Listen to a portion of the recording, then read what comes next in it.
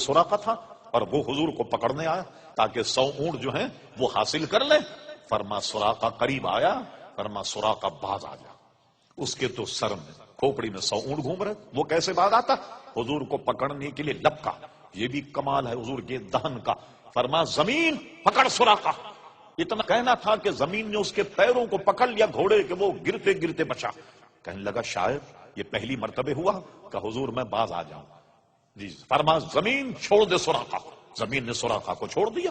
چلیے پھر 1-2 دفعے ایسا ہوا، لیکن اس کو یقین ہو گیا کہ اگر میں نہیں مانا تو زمین میں دھس جاؤں گا. کہنے حضور مجھے معاف فرما دیں آپ، اور آپ جائیے، اور اب میں کسی کو بھیجوں گا بھی نہیں آپ کی طرف کہ میں نے کھوج لگا لیا تاکہ کوئی دوسرا آدمی آپ کو پکڑے. آپ چلے جائیے. حضور کے دہن سے یہ بات نکلی، سراقہ تو مجھے پکڑنے آیا؟ میں تو تیرے ہاتھ میں کسرا کے کنگن دیکھ رہا، میں تو تیرے ہاتھ میں کسرا کے کنگن دیکھ رہا ہوں. یہ بتائے آپ کو یہ جملہ کیسا ہے؟ کسرا کے کنگن دیکھ رہا ہوں. ایک دور آئے گا قیصر و کسرا کو مسلمان فتح کریں اور کسرا جو بادشاہ اس کو پکڑیں، حکومت پر قبضہ ہو جائے اور اس کے ہاتھ میں ہیرے جواہرات کے سونے کے کنگن وہ نکالے جائیں گے اور نکالنے کے بعد تیرے ہاتھ میں پہنائے جائیں گے. اس کی ڈیٹیل یہ سراقہ میں تو تیرے ہاتھ میں سونے کے کنگن دیکھ رہا ہوں.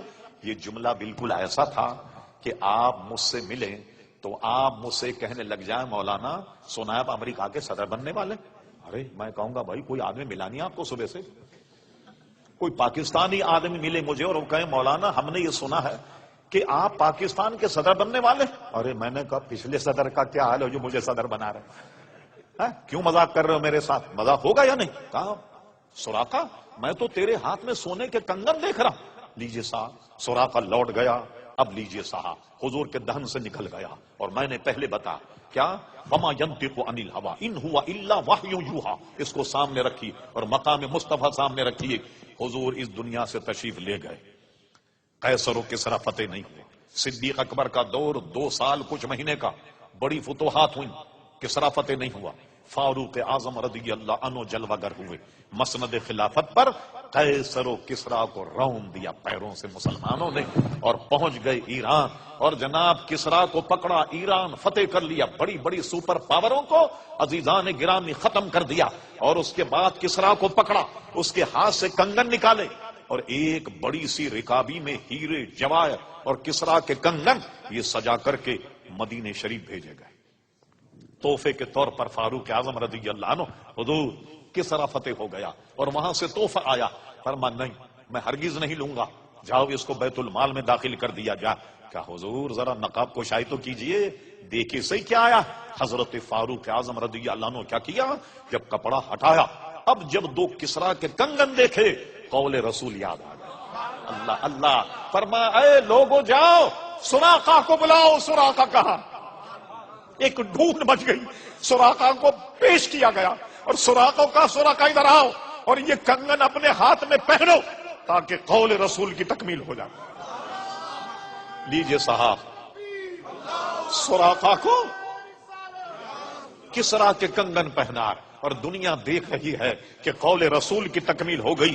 کئی برس پہلے حضور نے ارشاد فرمایا کہ سراقہ تو مجھے گرفتار کرنے آیا، میں تو تیرے ہاتھوں میں کسرا کے کنگن دیکھ رہا. آج کسرا کے کنگن سراقہ کے ہاتھ میں اور جماعت صحابہ کرام دنگ اور حیران. کیا ایسا وقت بھی ہم نے دیکھا کہ ان کے ہاتھوں میں کنگن پہنائے گئے؟ اب میں یہاں کچھ اپنی طرف سے اس پر کچھ اس کی شرح کرتا ہوں جو میری دماغ جو میں نے سمجھا. یہ بتائیے یہ کنگن کیا تھے؟ ہیرے جواہرات. اور یہ کنگن تھے سونے کے. پوری جماعت صحابہ کے سامنے حضرت عمر فاروق نے کنگن پہنا. فرما اس کو پہنو تاکہ قول رسول تکمیل ہو جائے. ارے ایک صحابی تو کھڑے ہو کر کے کہتا یا امیر المومنین آپ کو حضور کا قول یاد نہیں آیا کہ حضور نے ایک مرتبہ ایک ہاتھ میں سونا لیا اور ایک ہاتھ میں ریشم لیا اور فرما لوگوں آگاہ ہو جاؤ کہ میری امت کے مردوں پر یہ سونا بھی حرام ہے اور یہ ریشم بھی حرام ہے. آپ کو اتنا بھی مسئلہ معلوم نہیں؟ کچھ تو کہتے، ایک تو کوئی نہ کوئی کہتا یا نہیں؟ حضور علیہ السلام نے مردوں پر سونے کو حرام کر دیا اور ریشم کو بھی حرام کیا۔ ریشم وہ ہے جو اصلی ریشم جو کیڑے سے پیدا ہوتا۔ یہ ریشم کس طرح پیدا ہوتا؟ شہتوت کے درخت پر ایک کیڑا ہوتا، لوگ اس کو پالتے ہیں، شہتوت کے پتے کھان کر جیسے مکڑی جالا بناتی ہے اس طریقے سے وہ پنڈا بناتا اور پورا بنانے کے بعد اندر بیٹھ جاتا، اس کو چپ چاپ سے نکال کر پھر درخت پر رکھ دیا جاتا اور وہ دھاگے کی لچھی لے لی جاتی، وہ ریشم ہے جس سے ریشمی کپڑا بنتا۔ اور حضور نے فرمایا سونے کا ہمارے یہاں منگنی ہوتی ہے، شادی سے پہلے بیگم اپنے شوہر کا ہاتھ پکڑ کر کے انگوٹھی پہناتی، اور شوہر نامدار جو ہونے والے ہیں وہ بھی بیگم کا ہاتھ پکڑ کو سونے کی انگوٹھی پہناتی۔ ارے نکاح سے پہلے یہ کیا معاملہ؟ ایک غیر عورت کا ہاتھ پکڑے یا عورت مرد کا ہاتھ پکڑے، مرد عورت کا ہاتھ پکڑے؟ اور ہمارے یہاں یہ بھی ہے کہ شاید آپ کے یہاں تو نہیں ہوگا، خواتین چوڑیاں پہنتی، چوڑی پہنانے والا ایک نامحرم عورت کا ہاتھ مل ملا کر کے اس کو چوڑیاں پہنا رہا۔ ارے یہ کیا بے شرمی ہے بھائی؟ ایک عورت یہ غیر مرد کے ہاتھ میں ہاتھ دے رہی، اور یہ سونے کی انگوٹھی دولہے کو دی جا رہی، اور دولہا جو ہے سونے کی انگوٹھی چلو خاتون کو تو پہنا مگر اس سے ابھی تو نکاح بھی نہیں ہوا، کس طرح پہنا رہا؟ یہ رواج کیسے ہو گیا؟ اور آج برا مت مانیے گا، حق بڑا کڑوا ہوتا، چمن میں تلخ نوائی میری گوارا کر، مہمان سمجھ کے معاف کر دیجیے گا۔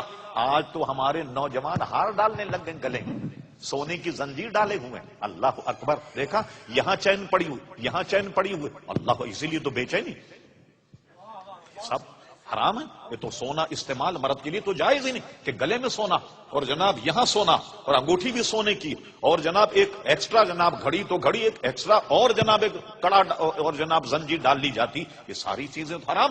ایک صحابی اٹھ کر کے کہتا یا امیر المومنین، آپ کو حضور کی حدیث یاد نہیں رہی کہ حضور نے فرمایا کہ میری امت پر سونا اور ریشم حرام، اور آپ نے سونا جو ہے وہ سراقہ کو پہنا دیا، کیوں نہیں بولا کوئی؟ سنیے وجہ کیا ہے؟ وجہ اس کی یہ ہے کہ یہ مسئلہ سب جانتے تھے کہ اللہ کے کارخانے کے میرے آقا ایسے مالک ہیں، ارے جس کو چاہے حرام کر دیں، جس کو چاہے حلال کر دیں۔